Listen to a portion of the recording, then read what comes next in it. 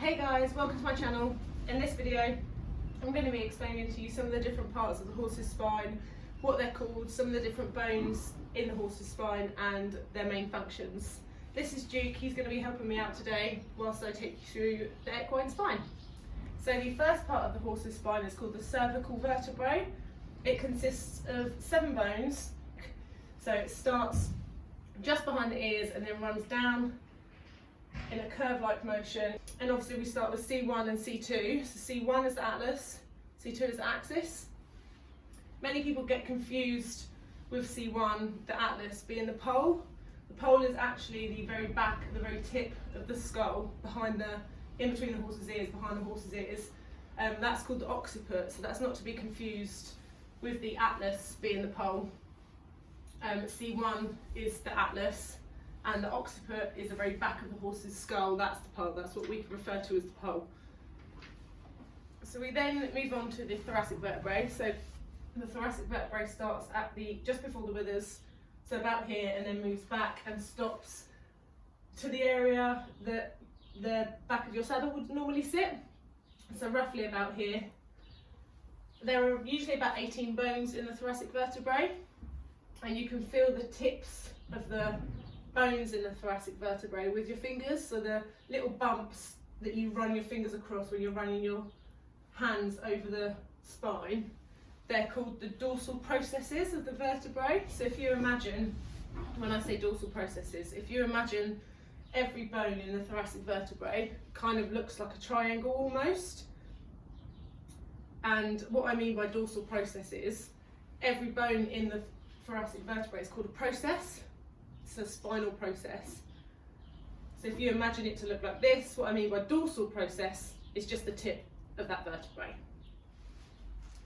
So the main aim of the thoracic vertebrae is to provide an attachment for major muscles to attach to. It also anchors the ribs, the sets of ribs.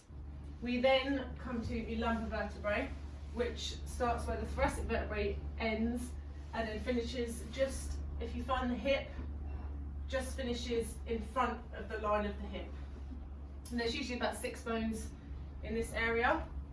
So if you run your fingers back from the lumbar vertebrae, you'll come to a fleshy dip just before we start on the next part of the spine, which is called the sacral vertebrae. And this fleshy dip is called the lumbosacral junction. Now this dip is formed because the lumbar vertebrae point this way towards the head of the horse, and the sacral vertebrae point this way towards the tail of the horse. So then we move on to the next part of the spine, which is the sacral vertebrae. So if you find the point of the hip, they start from just very slightly behind the point of the hip to the upper end of the tail. There's usually 5 bones in this area. Having a little stretch. There's usually 5 bones in this area, but these are fused bones, so they don't flex like the rest of the spine does. And this part of the spine just provides an attachment point for ligaments and muscles that support the pelvis.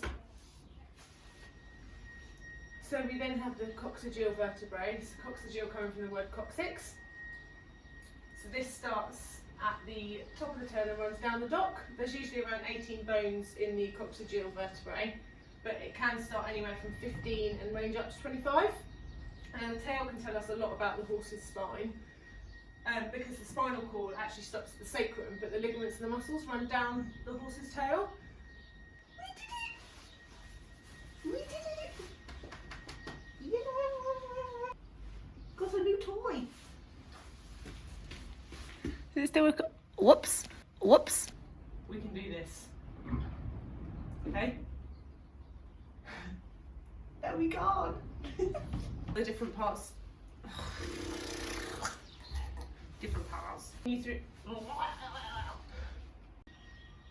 I hope you've liked this video. I hope you found it informative. If you've liked it, give it a thumbs up, like and subscribe, and look out for the next one.